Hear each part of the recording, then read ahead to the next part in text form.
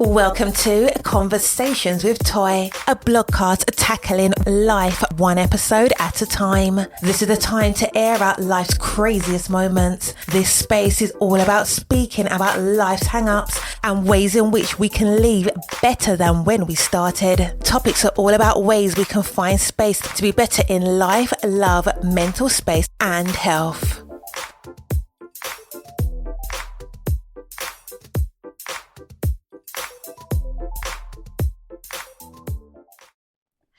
Happy Friday. I hope that you are having and have had the most amazing week because you are absolutely deserving. If you are new to this podcast, welcome. I am Toi. I am the podcaster. Howdy. I wear a lot of hats. I'm a content creator. I'm a freelance writer. I'm a blogger, social media person. What else? I do a lot, but the hats that I love the most is being a wife and mother of 3 amazing children. Welcome to Conversations with Toi. Let me tell you what you can expect on this podcast. I talk about everything that's happening on these internet streets. I talk about mental health and wellness. That is always the backbone of why we come together. And I talk about things that we need to just be mindful of when it comes to like mental health, things that I'm seeing, trends that I'm seeing, things that I'm seeing being spoken about for the week. When it comes to mental health and wellness, I talk about all those things. If you have ever talked to someone about mental health and wellness, if they're really honest, if they're really true about the conversation, then you know that everybody is focused on making sure that they tell their stories. I was asked this week, I was at a few events this week and 2 in one day. And I went to the second event and this gentleman, he asked me, he was like, what made you start just to tell your story? And I just reminded him when I started telling my story about postpartum depression, which is how I started in this whole thing, nobody was really talking about it out loud. Yes, we knew what it was. We knew the definition of it. We understood that. But it's a difference between understanding the definition and then actually understanding what it may look like. Because we don't ever get that conversation. We always get if you cry and you're crying and you feel like your emotions are out of control. What does that even mean? Because to a person who may not be crying and they find themselves extremely angry, which is what I was finding, you may not recognize that you're in postpartum depression. And if you don't have a support system, and this is the crazy part, even with a support system, you still may not recognize postpartum depression. I have told this story times and I'm going to tell it again. When I was in the midst of my postpartum depression, I went to all the women in my village and everybody told me the same thing. You just need to go to sleep when the baby sleeps. Although they're trying to tell you to get your rest because you know that you'll be up late nights and all those things, it's still somewhat misguided because you can go to sleep and still wake up and your emotions can still not be regulated. And you're not understanding why. I was feeling like I was having an outer body experience. I felt like I was watching myself go through the motions, not understanding the reasons why. And it took a while for me to figure it out. And then even once I got diagnosed with postpartum depression, I think mine was even more extreme.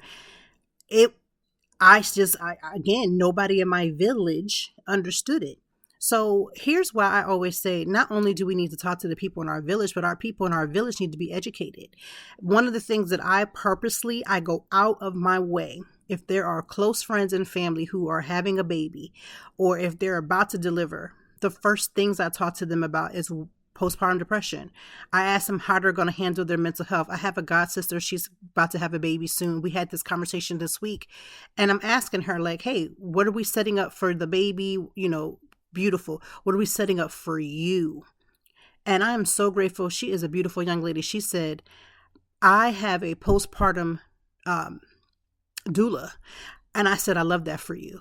And then she also has her therapist. And then she has another therapist for postpartum depression. I absolutely love that because that means that the younger generation, people who are coming behind us are starting to get it.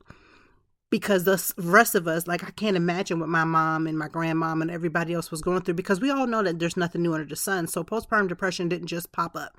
I'm only mentioning that, not that we're going to talk about babies the whole episode. But I'm only mentioning that is where my story started. I started to tell my story before it became popular, before it became understood, before it became a thing. And so when I begin to tell my story, that's when you realize that everybody is going through the same thing. And what I mean by that is not that every person is going through that, but you realize that you're more common and that this is more common than what you think. When you're in the midst of something, no matter what it is, it could be regular depression. It could be, well, there's no such thing as regular depression, but it could be some form of depression. It could be some form of mental health, issue. It could be something that you're going through. And a lot of times when you're in the trenches of it, you think that you're by yourself. You think that God has forgotten you. You think that, why is this happening to me? You're thinking it's everybody else's quote unquote normal around you and you're the only eyeball out. But in reality is that people can camouflage their mental health a lot better than maybe you're able to at the moment. And I want to make sure we keep saying that, because there's a lot of folks that's walking around looking joyful, looking great. They got all kind of stuff. They look like they're going places, they're doing things. But in the reality, they may be struggling, but just camouflaging it better than others. So this is the reason why this blogcast, as I have been calling it, is formed. I mean, it started from my blog, which is toytime.org. And I was very adamant about telling my story. Because listen, I've had people try to hold over my head like, some gloom and doom of something. I knew you was this and that. I'm like, let me tell it before you could tell it. So I began to tell my stories. I began to share those things, because especially when you're in postpartum depression, you don't react to things the right way. You don't have the right reactions. You overreact. Sometimes you underreact. So many different things was happening. And so when people were seeing the manifestation of it, because nobody knew what was going on, they felt and dealt with just what they were seeing. And that's how all people do. They deal with what they see. People don't take the time to understand that, because when somebody is responding to a certain thing a certain way, their response is actually teaching you more than you can even know. But people are not in that to think, okay, she might be hurting. She might be going through. Let me ask her. We're not in that to do that. We respond off of what we give, what people give. And I say all that to say, ain't nobody going to tell my story better than me. Nobody's going to be able to tell the things that I've been through, the things that I've seen that I probably shouldn't have seen, the things that I've been around that I shouldn't have been around. Nobody's going to be able to tell that story better than me. Nobody. And so I share a part of myself. I share the vulnerable parts of myself, because I'm not ashamed. I'm not ashamed of the things that I've gone through. I'm not ashamed of the things people have seen. I'm not ashamed of the conversations that I've had. I will own 100% of it and say and declare that I'm still a work in progress. However, I don't say that as some people say I'm just a work in progress because they want to excuse their bad behavior. No. I've changed the bad behaviors. I've dealt with that stuff and continue to deal with that stuff so that it doesn't have to be a thing anymore. It doesn't have to be what identifies me. And I'm also honest when people don't want to deal with me because of that. I'm okay with that. Why? Because I can't make you change who you think I am because you're not around me. Like, there's certain people who have experienced me probably at my worst, who will never experience me at my best because of the behavior that I exhibit. And I don't need to feel forgiven by having people in my space. Some of us can continue to have people around you just so you can show them. But I'm not interested in showing anybody. I'm interested in being good to my family. I'm interested in being good to myself. I'm interested in being good with the people that I come in contact with, strangers and above. I'm interested that even the people that I may have mistreated, the things I may have said, that when they do encounter me, even if it's for just a moment, that the encounter is better than what they remember. I'm interested in those things. I'm interested in cutting off relationships that don't serve me. I'm interested in making sure that I take care of my mental health and wellness. I'm interested in making sure that I'm not following people on social media just because we're related or I'm married to my husband. Like, I'm not doing that. If we have no relationship, there will be no need for all of the extra going back and forth. I am interested in being a solid person. I'm interested in continuing my therapy. I'm interested in making sure that I check myself. I'm interested in making sure that I change. These are things that I'm interested in. But as we continue on in this episode, we are going to talk about Mother's Day. I think if you listened to last week's episode, we had Amy on. We talked about blocks. We talked about earned income tax credit. We talked about the book with Marie Benedict, which, let me just also state that I went to the speaker series and it was absolutely amazing. I had the most genuine conversation with her. I'm talking about Genuinely a great conversation. 100% would do it again. I always, to this day, even though I'm out and about and I'm a content creator, which causes me to be around people, I still somewhat get nervous. Sometimes I don't always feel like I'm, showing up as my best self sometimes, but everything is ordained. We were supposed to meet before the event started and do this and do that. It just did not happen. Traffic was on 1,000 that day. But how about when I walked in, I walked right into Miss Marie Benedict. And why do we just have several conversations that were just absolutely touching? You ever have a conversation that leaves with you and you can't ever forget it? I may never see her again in life. I hope I do though, but I may never see her again in life. But she imparted with me so much wisdom, and she kind of left a spark that everybody has been sparking lately in the last couple of years. And so I'm in my let's get it done phase. So I won't talk about that, till it happens, but I'm telling you, something's brewing. Something is very much brewing. So that was great.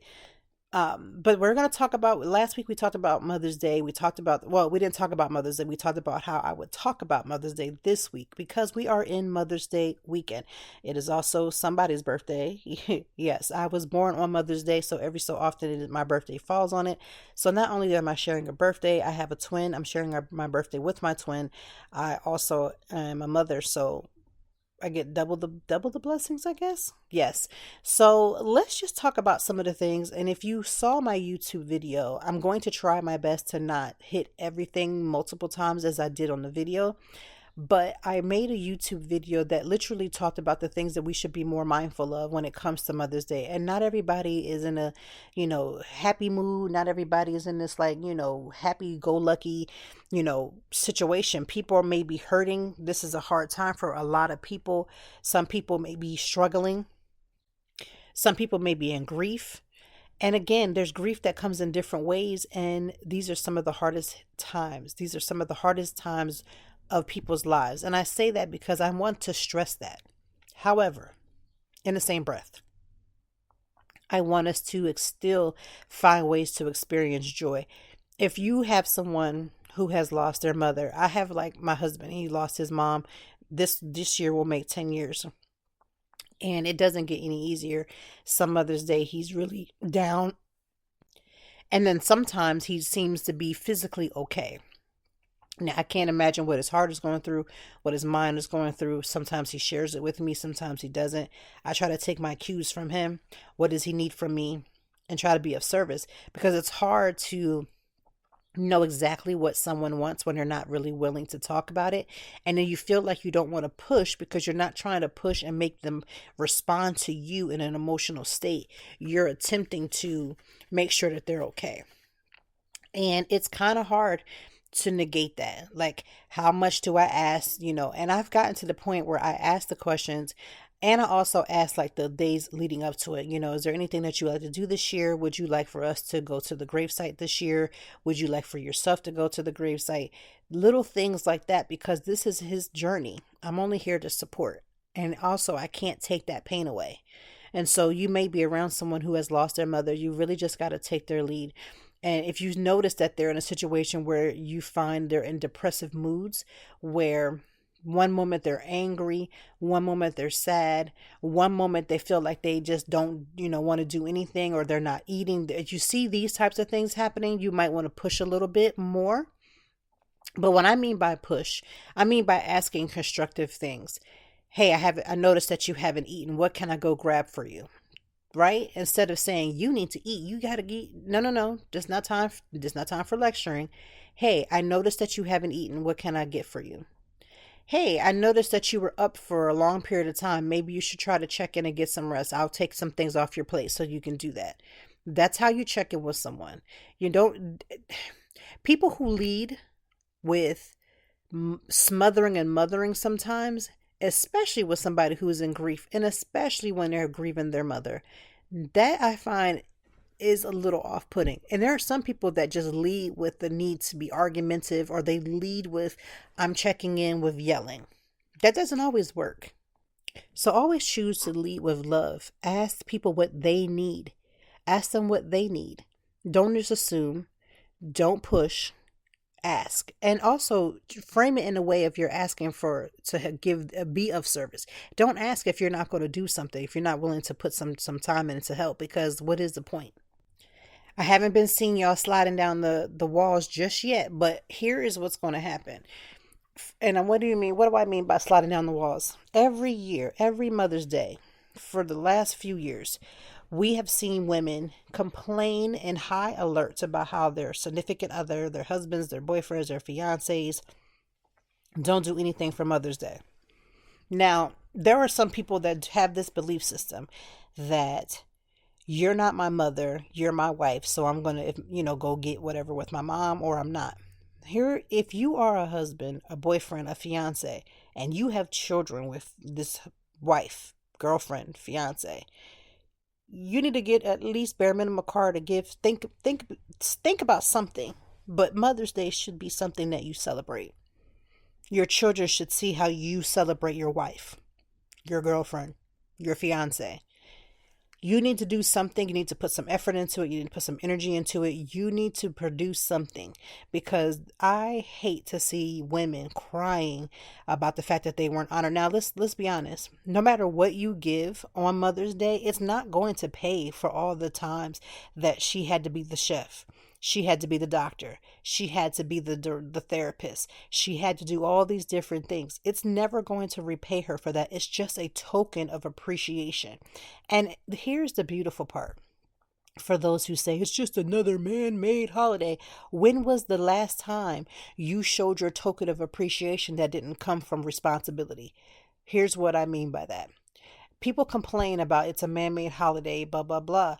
But you don't take most notions to do something out of the ordinary for the person, for the mothers, for the fathers, for all the things, unless it is a man-made holiday. Because when's the last time some women got flowers that love flowers? Those who love flowers, when's the last time they got flowers? You feel as long as you keep the lights on, as long as you keep food on the table, that you've done your thug thizzle. And listen, that is a lot. I'm not going to take it away. Listen, these gas prices is going up. Food is becoming very expensive. So we're not negating or downgrading what you're doing, but it takes more than just acting in your responsibility. You also need to show tokens of appreciation. And I think women should do the same for men. So don't come for me, men, talking about, well, see, y'all only care about y'all women. I care about everybody being appreciated. I think no one in this world wants to feel unappreciated. You've heard so many songs about you don't appreciate me, appreciate me.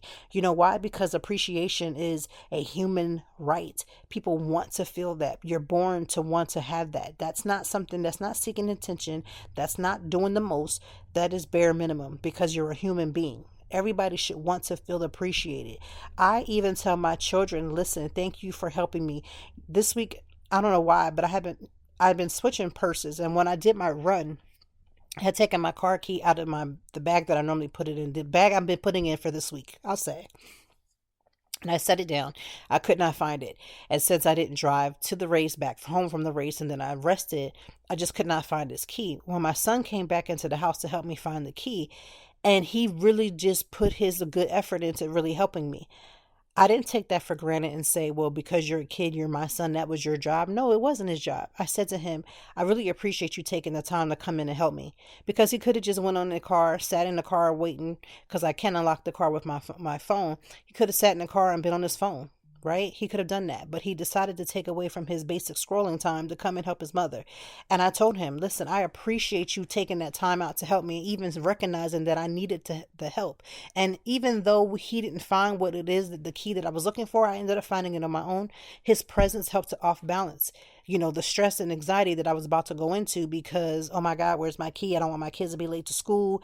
Here we go down this rabbit hole. And I appreciated that. People want to feel appreciated. And so I'm asking for everybody to appreciate the mother that you have, the mother that's in your life, and or mother figures, because I have been blessed with my mother. My mother's still here. God bless. Thank you, Jesus. She's still here. I have my grandmother who's still here. I have actually both grandmothers are here. My aunts are here. My sister-in-law is here. I have amazing women in my life who are all mothers and have been doing an amazing job, who are still here. And I also get blessed to be around women figures. Like, I have a neighbor.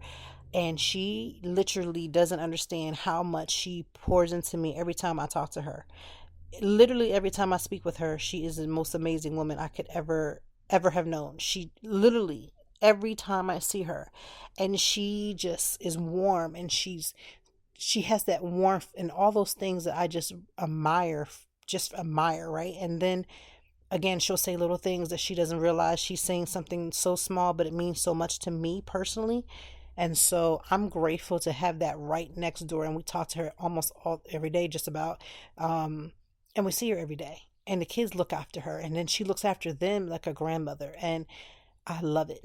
So you have to support and love on those who are not just your mother, but also mother figures, because you might not have the love of your actual mother. But I believe that if you're open to it, God will always send somebody into your space who may not be able to take the pain away of you losing your mother if you have, but God will always give you a little trinket of love that he sprinkles on. It could be, and listen, I've had strangers, not necessarily full blown, because I ain't out here like talking to strangers, nothing, but I'm saying people that you don't know, you just come into contact with. Like I go to conferences, I go to all kind of different things.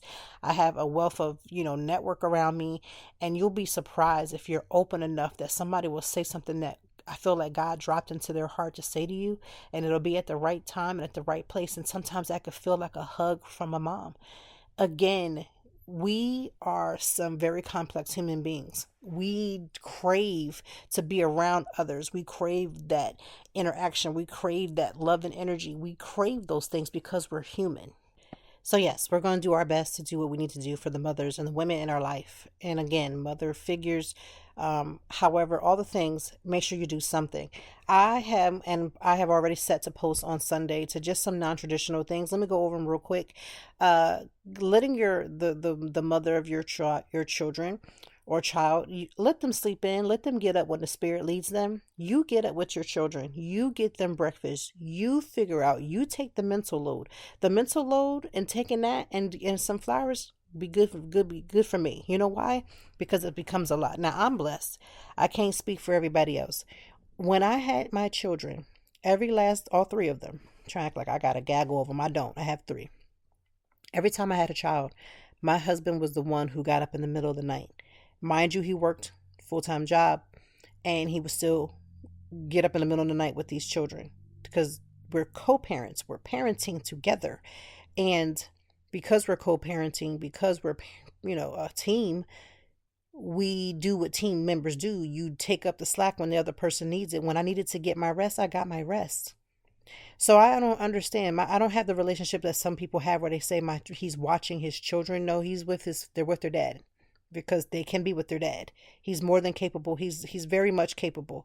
My husband doesn't show up like a lot of husbands, which I have to say I'm blessed, because a lot of women complain about how their husbands they won't pick up the kids. I never had those situations where if I wanted to take a shower, I couldn't take a shower. I couldn't wash my hair because the kids would be crying, and he would just sit there and look at them and wait for me to get done. I've never experienced that. I've never experienced that. I've never experienced needing help and him not stepping in. Just, I've never done it. And especially not with I'll say definitely, especially not with our kids, right? Like, there could be a lot that could be said about the different areas of our marriage, but nothing that could be said about the areas of being with the kids. He has shown up and doing the work to show up in the marriage too, but definitely has shown up for the children. So if you are dealing with a partner, I believe I said this either, I think this was on the YouTube video. It's a lot of people who have, they call this the high effort mom. I am most definitely a high effort mom. So because I am a high effort mom, I'm grateful to have a high effort dad or husband who's showing up as well. I've never had to want for my birthday. I've never had it to wake up and wonder if I was going to have a decent holiday. I'm grateful for that. I'm really grateful for that. But a lot of people get with their high effort, but they get with these low effort partners. So you express to them like, I like flowers, I like cards, I like this and I like that, and they never do it. I don't understand how y'all made it from the dating phase to the marriage phase. Marriage wasn't going to cure the red flags weren't going to stop. Like, I expressed to my husband that I liked roses. and that I like flowers in general, but roses. And I had, at the time, my biggest flower at the time was yellow flowers. I've changed, I've evolved. There's other flowers that I like as well now. But at the time, I just loved yellow roses. And I was at work one day, and it wasn't Valentine's Day. It was, I don't even know what it was, but he sent me, we were, I think this might have been either before or after we got engaged. Whatever the case, he sent the flowers to my job, and they were yellow. And I think they were like 3 dozen roses, 3 dozen yellow roses, right? Of course, I'm in swoon mode because I'm like, ooh, they just tickled my fancy. And he would get flowers, whether they were yellow roses or not, he would get flowers often because he knows I love flowers. I love flowers. If it's my birthday, if it's for Mother's Day, flowers for sure. He gives me sometimes just because flowers, I thought about you today, wanted to do something nice. Flowers is always the go-to for me. And not everybody, that might not be your go-to. Some women don't even like flowers. And hey, if you don't like it, that's cool. But showing effort.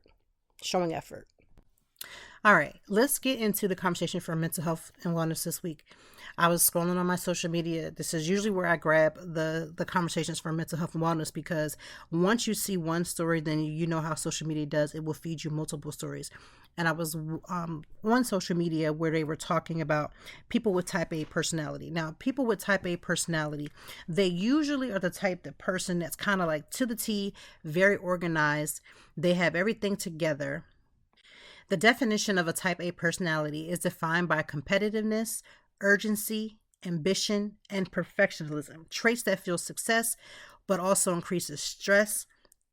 3 mental health supportive practices that help type A individuals thrive are slowing the pace with mindfulness, redefining productivity with rest, and practicing flexible thinking. So what does that mean? 1, you need to be thinking about your mindfulness. How do you pace yourself so you can slow it down? How do you also add in rest? Because when you are a type A personality, you don't stop. You're always on the go. You never take time to think about other ways of thinking. You're just usually on one straight path, and that's that. And this goes with the flexible thinking. So we define what the type A is, the competitiveness, the urgency, the ambition, and perfectionist. If you've met a type A person, first of all, you're listening to one right now. I am one of those people who has a type A personality, and I'm trying to incorporate this type of thought process of slowing down. Now, I'm not going to say that I'm perfect in it, because I'm not. Sometimes I struggle, sometimes I revert, sometimes I go back to what I normally know to do. But type A personality is it's a learned pattern. It's behavior. It's marked by competitiveness. You're always doing something. Also, I'm impatient, which is one thing, and a strong drive for achievement. Like, failure is just not an option. And although that's cute and it sounds good on paper, when you have that, it has to go this way, it has to be my way or the highway, you're not helping anybody around you. Okay. Sometimes when a type A, like, let's think about some of the traits of type A, right? You feel guilty when you rest, because God forbid. How do you feel guilty about the fact that you need rest? But it happens. I'm a type A personality. I feel like I got to keep going. If there's a little bit of time left, you got to keep doing something in that little time. I was the teen of the week, and this was in like 1999. And it might even been 1998, one of those years, either 98 or 99. I was a teen of the week. And one of my quotes, I talked about how, even if I had a little bit of time, I would utilize it. Let's say, if I'm in class and they say, oh, let's just take a break, or we're done for the time, and just sit here and talk until the bell runs. I would be the one that would have my book open trying to get more work done, because that spirit of rest, like, who rests? Like, you got stuff to do, get stuff done. Taking on multiple tasks at once. Multitasking is very much something that a perfectionist will do. Now, sometimes you don't always do every task well, but you try to add all these different tasks in. Frustrated with slow processes or people. Listen, that's self-explanatory. It is already that. High standard for self and others. Very much so. I hold myself to a high standard of how things get done, how things need to be situated, all that stuff. Difficulty, again, relaxing or stepping away from work. Because God forbid you get a day away that you think everything's are going to just, go to hell in a handbasket, right? So we're talking about ways to help yourself if you have a type A personality. You need to have more mindfulness and slowing down your pace. You're doing too much. You're adding too much on your plate. You're not resting. You're adding too many things. You need to take a deep breath. If you complete something before you just jump into something else, take a little break. Take a break, take a quick walk, just get away from your computer, step away from the situation, whatever you need to do, because you need to learn how to pace yourself. Your pace is too quick for what you're trying to accomplish. Also, before you're going from, like I get up, take the kids, I go to, do work, I do this, I do that. I'm doing all these different things, right? Take a break between these things. And sometimes you can't physically take a break because you got to get from point A to point B. But taking a break may mean putting on a podcast that makes you feel good. It may mean sipping on that coffee that you made. Like I've made coffee in the morning. Thank God I have a good thermos for my coffee. I'll make it in the morning for me to drink, get all the way to the kids' school and discover I didn't drink it. So a mindful moment for me could be sipping that coffee that I just, made and hadn't even drank. Those are moments that you can create, right? Those are slower things that you can create, right? And if you have few moments between meetings, instead of, yes, we're going to get ready for the next meeting. Yes, we're going to read the notes for the meeting and we're going to get prepared. But maybe just taking a deep breath, maybe going to get a snack, maybe stretching your legs for just a few moments. Like you got to add mindfulness and slowing down your pace. That's one way to work through your type A personality. Another thing is to understand, what does it mean to be productive and also add rest? Meaning you don't have to get it all done today. Like Rome was not built in a day. We don't have to have it all done today. So how can we be productive, feel like we've gotten things done without overdoing it? And also, how can we incorporate rest? For instance, I record this podcast usually on a Thursday, right? Usually Thursdays. And I edit it and I get it up by midnight. As you can tell, it's not up by midnight. You know what I ended up doing? I had been out all day. I was exhausted. I came in, I fell asleep. Now I'm recording in real time on a Friday. And normally I would hate to do that because I just want to get it up by midnight so it's there for Friday and it's there for all the people. But me having that time to say, my body is in pain. I was having a headache and I was tired. And I was having a headache because I was tired. I solved it by eating. That didn't fix it. I took a little bit of Tylenol. Okay, that didn't fix it. And as soon as I got my rest, immediately I felt better. Sometimes getting things done and overdoing things is going to be a harm to yourself. So learn to show what does productivity mean. This podcast is still out. It's still Friday. It didn't change that it came out on Friday. It just didn't hit by midnight. But that overachiever in me feels like, oh, I got to get it up by midnight. No, I don't. I have to just put it up because that's what I'm choosing to do. And so learn how you can get things done. Celebrate what you've done for now instead of looking for it to be done perfectly.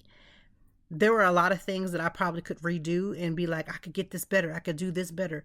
That could possibly be the case. However, learning to just say things are getting done versus they're done perfectly. For instance, when I first became a parent, this thought process, like if my husband's with the children or with our child, because at the time it was just the one, and I would do certain things a certain way, but he would do certain things a different way. Getting mad at him because he's not doing something a certain way, and that's not necessarily causing harm to the child. It's just my preference for how I want stuff done. That type A personality can also affect other people because you put pressure on other people, or you're quick to judge, or you're quick to get angry, or you're quick to demonize other people for showing up in the way that they needed to show up. They showed up in their way. It may not have been your way. I may have come home and certain things were done and certain things were not done, but things were getting done. Flexible thinking. I need help in this area of flexible thinking. Instead of things are like good enough goals, try good enough goals instead of perfection. Delegate tasks without micromanaging. If I tell my kids, I would like for you to clean your room, my biggest issue is telling them they got to clean their room by right now. They got to do it this way, that way, and the other, instead of saying, I need you to have your room clean by this hour. Giving them a stretch of time so that they can get it done. Then I can go in and be in mommy mode when they don't do it, right? Then I can open that door.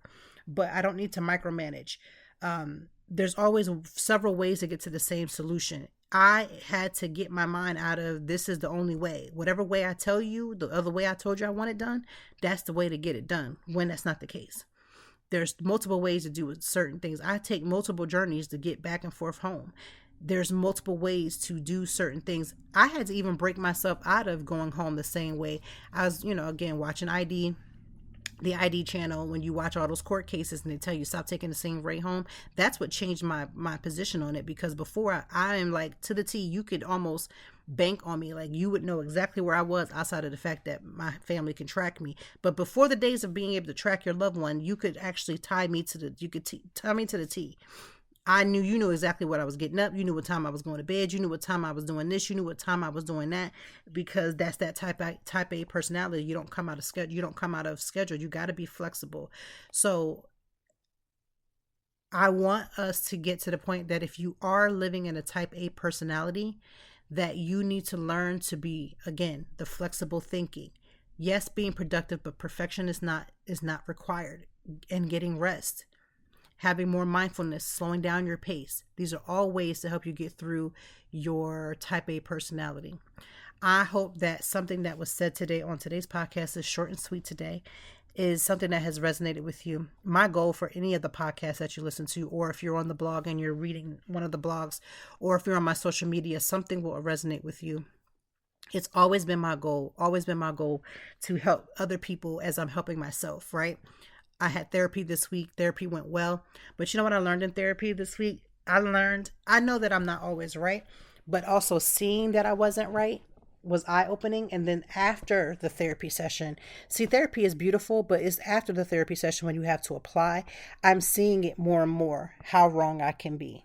I'm seeing how irritating that I can do things, and then how other people are responding to it. And so instead of sitting in my so did this to me, they said this to me, I'm trying to own what I put out too. Now that doesn't excuse what's being said or done to me, but it can change if I do the work to stop it from participating in it, right? And then playing victim.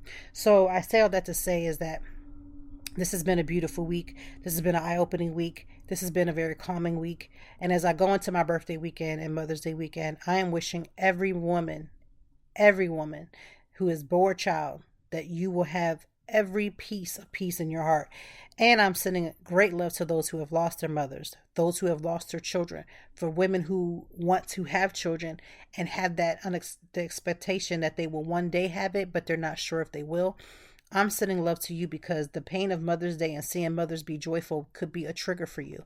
And for those who are feeling triggered this weekend, I'm going to ask for you to remain offline, where if you see some woman that's getting something that you wish you had and you're not receiving for whatever reason, maybe it's the low effort partner, maybe it's just the money is, because sometimes money be looking funny. Like, for instance, my car is in the shop right now, very much an unexpected expense. Money could be looking funny. And so sometimes when you don't have certain things the way you want to have them, you could find yourself in a moment. So if you need to come offline, call them offline, even if it's just for 24 hours, and come back on it maybe on Monday or even Tuesday, because Monday, everybody's going to say, this is what I did. This is what I did for Mother's Day. This is what I got. Whatever the case may be, if you need to come offline, come offline. Again, if you've lost a child, if you've lost your mother, if you desire to be a mother and for whatever reason it's not happened yet, or just doesn't seem like it will happen, I'm sending love to all, because those are things that people just don't seem to think about when they think about mothers. And on Mother's Day, they think about just the moms who have children on Earth's side. They don't think about the moms who have lost children. They don't think about any of those things. So I say, I have you all in my heart, with the deepest of my condolences, my love to you, towards you, to you and your family. I pray that you wake up on Mother's Day and you're not and discouraged. I also have a special place in my heart for single mothers, because single mothers of course, they're doing it all. I have the blessings of having somebody here that's actually actively showing up for me, showing up for our children, showing up for our family. But single moms have it hard because they don't have somebody that's waking up giving them gifts, because they're a mother. Kids don't got no job. Shoot, I wish my kids could get a job. Or the one that does have a job, people move differently, right? But most people don't have somebody that will wake up and give them those things. That they don't have somebody that's saying, oh, I'll watch the kids so you can go to the coffee shop for an hour. If you are somebody that can give your time to a single mother, and especially this weekend, and you have you been clear? You got clearances, meaning you ain't gonna be out here messing with them children, because ain't nobody is nothing worse than a mother trying to get some free time and then have to come back home to some trauma and tragedy. Okay, we ain't talking about none of y'all that's raggedy out here doing what you ain't got no business doing.